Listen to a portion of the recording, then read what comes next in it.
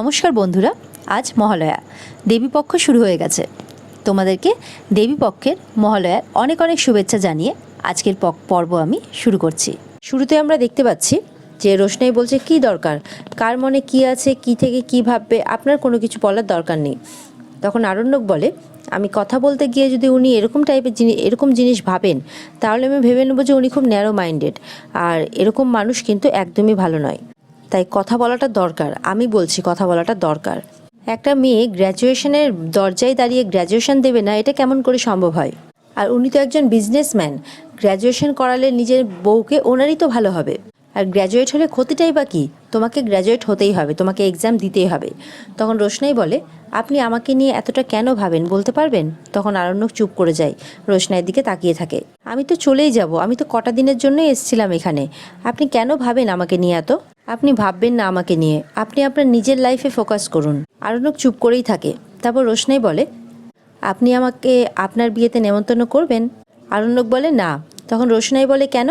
আপনি তো বলেছিলেন আপনার বিয়েতে আসতে আমাকে। রোশনাই বলে, কি বলছেন? আপনার বিয়েতে আমাকে নেমন্তন্ন করবেন না? কেন?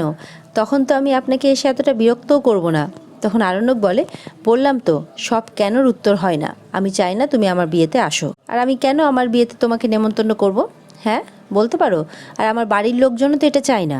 তাছাড়া গরিমা চাইতে পারে, ডেফিনেটলি চাইতে পারে। আর তাছাড়া সুরঙ্গমা আন্টির তো বেশ ভাব তোমার হাজব্যান্ডের সাথে, তাই না? তাই চিন্তা করো না, সুরঙ্গমা আন্টি আর সেইভাবে তোমাকে ট্রিট করবে না, খুব ভালোভাবেই ট্রিট করবে। দেখেছি একজন মানে বড় ব্যবসায়ী তোমার বর, খুব টাকা, সে একজন এক্সপোর্টার। এত দেরি করে হলেও আমি ওই ভদ্রমহিলাটাকে চিনে গেছি।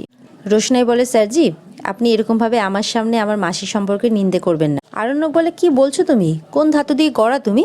এত কিছু হওয়ার পরও তুমি এই কথাটা বলতে পারছো? রোশনাই বলে, আপনি আমার সামনে আমার মাসির নিন্দে করবেন, সেটা তো আমার ভালো লাগবে না, তাই না? আর চিন্তা করবেন না, আমি আসবো না আপনার বিয়েতে।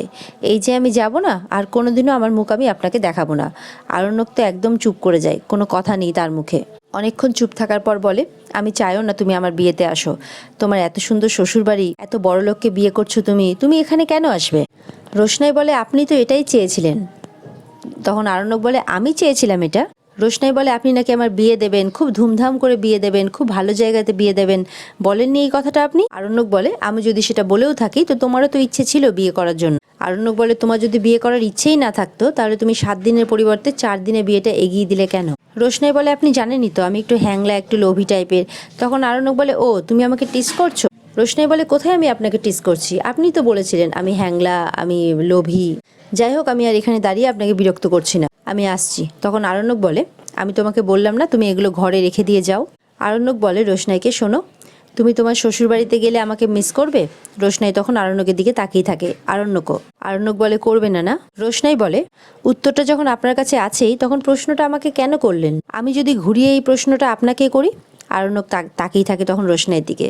এই যে আপনার বাড়িতে আমি এতদিন থাকলাম, আপনি নিজের কষ্ট করে জীবনের ঝুঁকি নিয়ে আমাকে এখানে নিয়ে আসলেন, আপনি আমাকে এরকমভাবে আগলে রাখলেন, এই যে আমি এখান থেকে চলে যাব, আপনি মিস করবেন আমায়?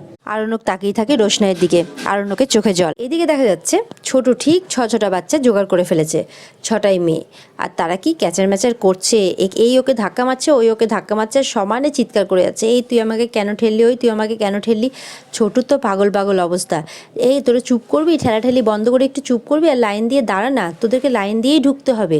কেন বুঝতে পারছিস না তোরা? একটু লাইন দিয়ে দাঁড়ান, আমাকে শান্তি দে তোরা। বলে, আঙ্কেল দেখুন না, ওই তো আমাকে ঠেলছে। তখন বলে, এই তুই আমাকে কেন ঠেললি রে, আর তুই আমাকে কেন ঠেললি? এই চলছেই ওদের মধ্যে।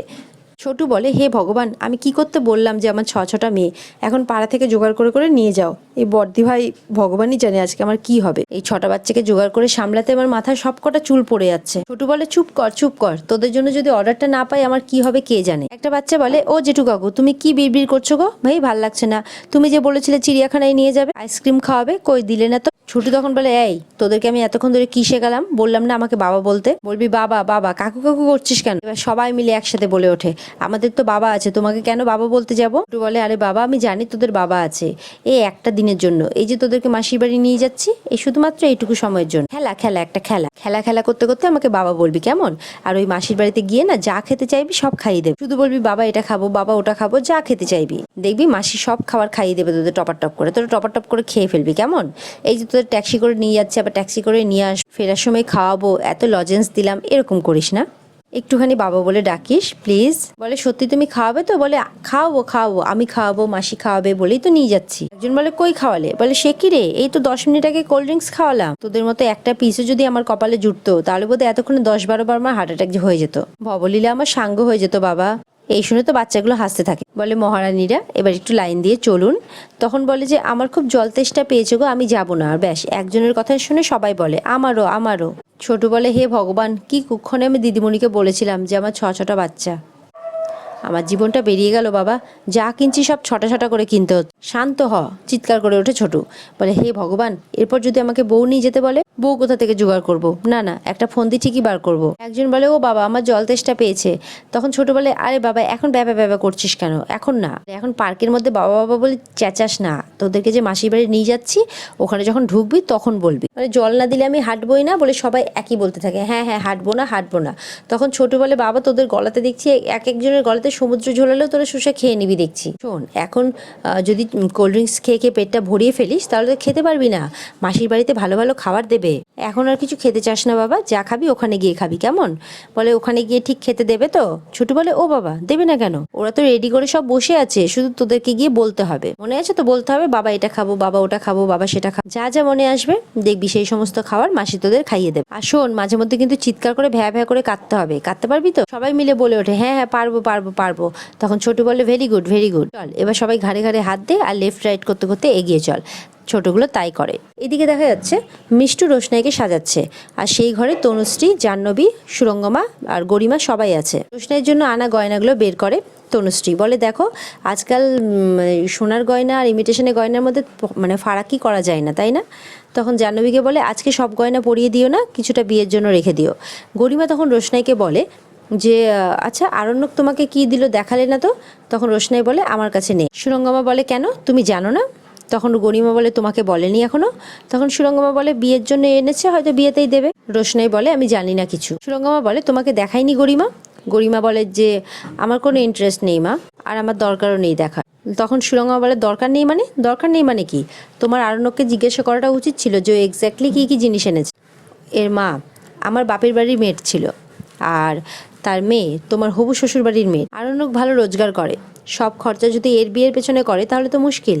রোশনাই সুরঙ্গমার কথা শুনতে থাকে। তনুশ্রী বলে সেই তো, কিছু টাকা তো রাখতে হবে নাকি? যেখানে সেখানে দান খয়রাত করার তো কোনো মানেই হয় না। জাহ্নবী বলে এখনের ব্যাপারটা আলাদা, এখন তো ও সিঙ্গেল, কিন্তু 2 দিন পর তো বিয়ে হবে, তখন তোর বউ ডিসাইড করবে যে ও কোথায় টাকা খরচা করবে আর কোথায় করবে না। গরিমা তখন বলে ঠিকই বলেছ। এদিকে দেখা যাচ্ছে বর্দিমণি কোথাও বেরোবে, ওনার কাছে ফোন এসেছে। বলে যে ঠিক আছে, এতই যখন এমার্জেন্সি আমি আধ ঘন্টার মধ্যে চলে আসছি। রামলাল কাকা এসেছে রুমের মধ্যে। বলে কি হলো রামলাল কাকা? আমি তো বলছি আজকে আমার তাড়া আছে, ডিআই অফিসে যেতে হবে, আমি কারোর সঙ্গে দেখা করতে পারবো না। রামলাল কাকা বলে আহা বদ্দি, ওই মাথা খারাপ লোকটা তো শুনছে না। তখন বর্দি বলে কি? তখন বলে ওই যে আপনার কাছে বইয়ে বিক্রির জন্য আসে না, ওই নাছরবান্দা লোকটা 6টা বাচ্চা নিয়ে এসেছে। বলে এত দূর থেকে কষ্ট করে বাচ্চাগুলোকে নিয়ে এলাম, আপনি কি বাচ্চাগুলোকে আসতে বলেছিলেন? বর্দি বলে লোকটা সত্যি 6-6টা বাচ্চা নিয়ে এসছে? রামলাল কাকা বলে হ্যাঁ হ্যাঁ বদ্দি। তখন বর্দি বলে যে ঠিক আছে পাঠিয়ে দাও। রামলাল কাকা তো শুনে অবাক হয়ে যায়, বলে আচ্ছা ঠিক আছে পাঠিয়ে দিচ্ছি। এরপর ছোট চলে আসে, বলে আয় আয় ভেতরে আয়, পুটু মনু পুটু আয় ভেতরে আয়। বর্দি তো দেখে অবাক, হাঁ করে তাকিয়ে আছে।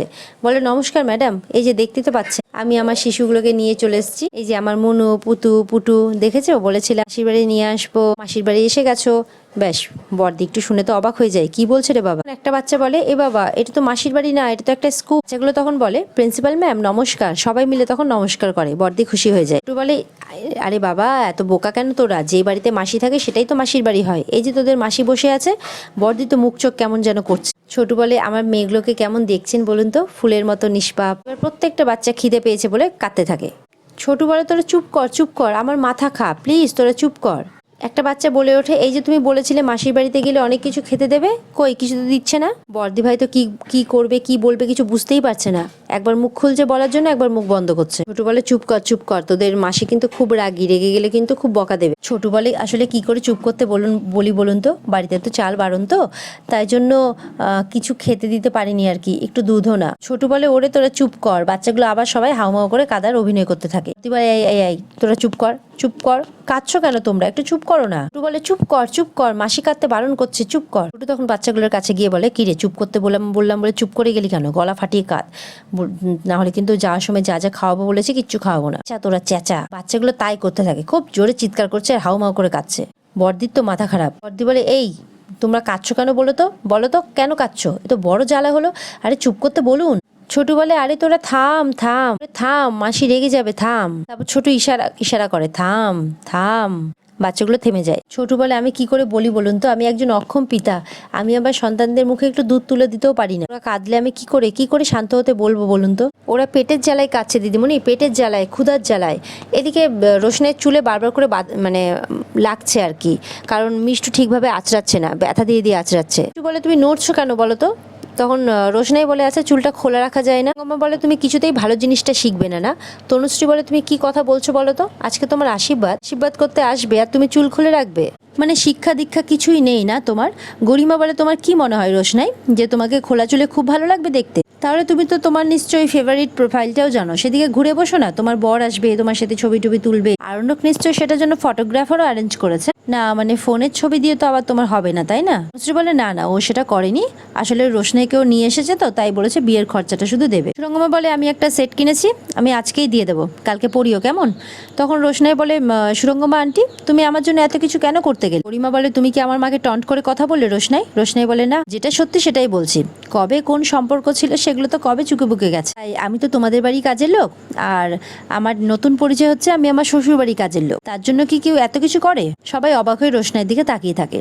আজকের পর্ব এই পর্যন্তই বন্ধুরা, দেখা হচ্ছে তোমাদের সাথে আগামীকালকে, ততক্ষণ সবাই ভালো থাকবে, টাটা।